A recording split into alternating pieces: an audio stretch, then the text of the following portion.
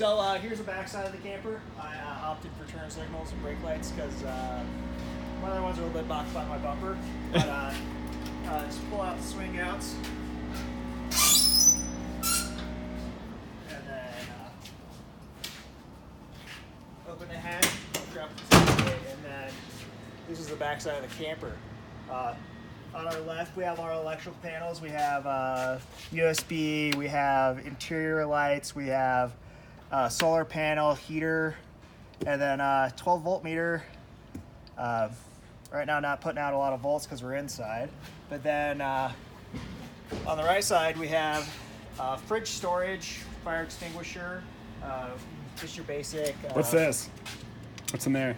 What's in there? Koozie storage? Koozie storage. Important.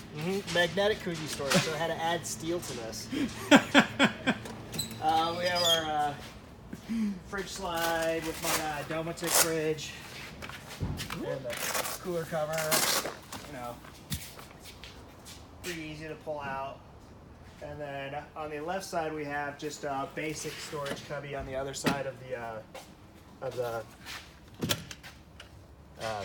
chair storage. It's just full of little knickknacks, fans, paper towels here and there.